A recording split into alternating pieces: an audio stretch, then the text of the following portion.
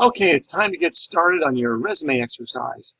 The resume, which is a lot more than just a normal resume, it's the cover letter that you already begun working on, a resume, a greatly expanded resume, which is then cut up into multiple pages.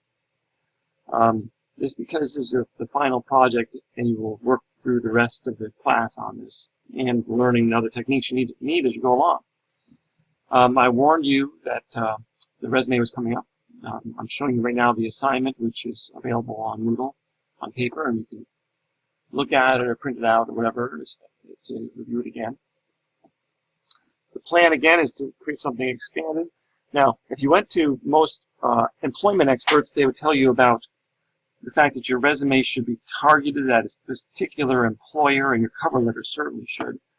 But this is just going online. It has to be kind of generic. Yes, you might know the kind of job you're looking for, so you probably have an idea about the kinds of information you should include, but you need to include lots more stuff too. Everything that will round out their picture of you as a person, and realize that this is a multi-purpose cover letter and resume. I'm going to have you type up a resume in a Word document and submit that, no zip file this time, and submit it into the Dropbox. This resume, you should not spend a lot of time highly formatting it in Word.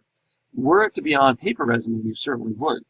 There'd be all kinds of input, and people would have all kinds of suggestions about the way it should be structured.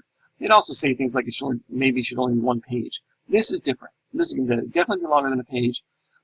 Don't worry about lots of special bolding or alignment or columns or anything like that. That stuff won't help you. In fact, some of it might even hurt you as you go forward. Just get lots of information out. What kinds of information? Well, first of all, with all the information, assume that the reader does not have any idea what you're talking about. If you happen to be a student here at SUNY Plattsburgh, and you probably are, don't assume that the reader has never heard of SUNY Plattsburgh before. They don't know where it is, what it is.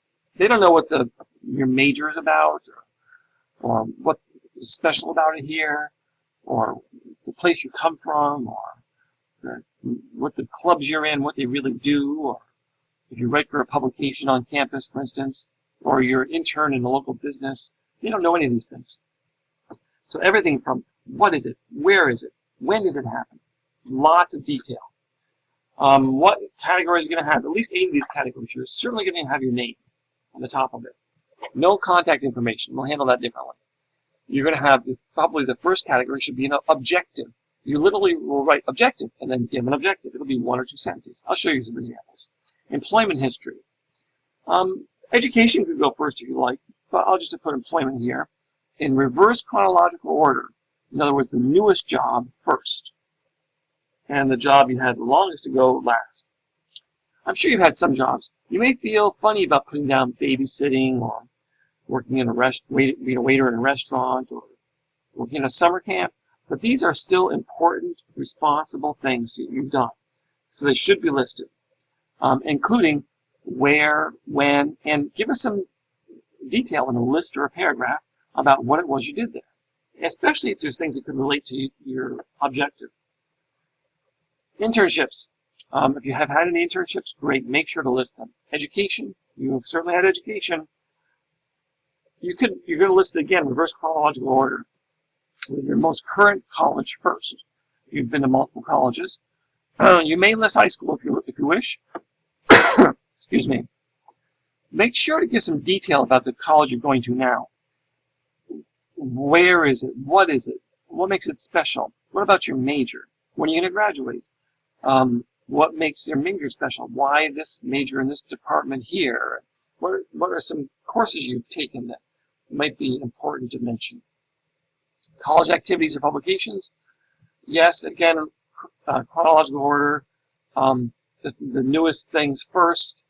You might make this 2 categories. If you've written for a few publications and you have a number of other college activities, maybe clubs or theater or music, you might make this 2 separate categories. Think about each of these as being a heading, and then paragraphs and lists that follow it. Skills. Obvious things would be software that you've known or had experience with, or maybe you have skills in writing and editing. Don't just give the word like writing. Say writing, and then say wrote for this, this, and this. Yes, it might have been mentioned somewhat somewhere else. This would be a short form of the skills. Likewise, if you write Photoshop as a skill, as a program tell us in a brief one sentence, what can you do with it? You might have other skills, like maybe you're a good organizer, or maybe you're a good leader. Maybe you mentioned those here. Maybe you have skills in a couple of different categories. Maybe split them up into a couple of different lists. Think about a list with a skill and then a description.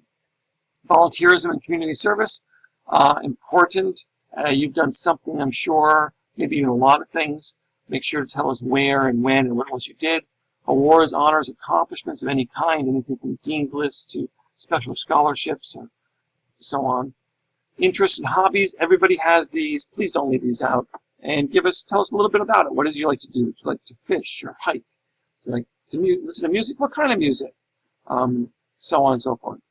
Feel free to add other categories. Maybe there's categories I haven't mentioned. Please watch out for your spelling and grammar. And load this into Moodle and keep it handy, because you're going to start putting it into HTML very soon. Okay, so I told you I was going to give you examples. Let's look at some examples of student work from past semesters. Yeah, here's let's just double click on it. I'll show it to you in the browser. So this is a resume, and you could almost call these portfolio sites, really. A cover letter and resume site created by Devin Faskey. And already you can see this is the cover letter. It's the home page. It's a cover letter. In H1, is there a little banner design background behind there? Yes, she was very artistic, and you could do something like that if you have some skills in Photoshop or Illustrator or so on. A photograph of her. Hey, you've got photographs of you. You better have them. You're going to need them. You're going to need lots of photographs. So photographs of you doing things that are mentioned in your resume would be great, but at least you're certainly going to need a portrait of yourself, and hopefully a good one. Please don't give me lousy Facebook photos. Find some good photos of you, gather them up, start saving them. You're not going to use them for this assignment, but very soon. And again, photos of you doing stuff would be great.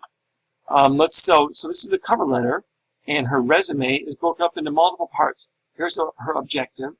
Then she has education. She told us the college and some things in the list, and then she told us about her math major and what she does there, and she listed related coursework. College activities. She was in the theater department and teacher candidate in Project Connect. She lists that. An actor and something ringing down the curtain. She lists that. An award. She lists. So she chose to split this up separately. Right now, you're going to have one big file. That's okay. Experience. Here she put in employment history, what job she had where, and special skills that she had. Remember, see, she lists the program and then what she can do with it. Interest in hobbies. She does nail art. She lists that, and she gives a picture of it. That was very nice. And other things she likes to do. In every case, contact information is on every page, and a copyright too. And then samples. She has lots of samples. Don't worry at this point about samples, but you're going to have to eventually start gathering up stuff you can show people that you've done. Let's look at somebody else's site. Come back here.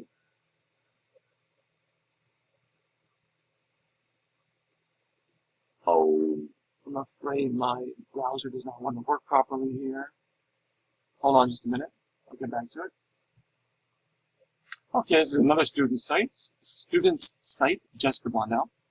And this is the home page. She chose to put her objective here with what is her cover letter too. You can see how this cover letter is written. There's links on here. You haven't done links yet. Don't worry about that.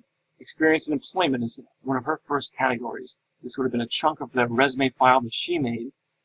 College publications. She lists the publication, when she was there, and then a list of things she did there. Employment history.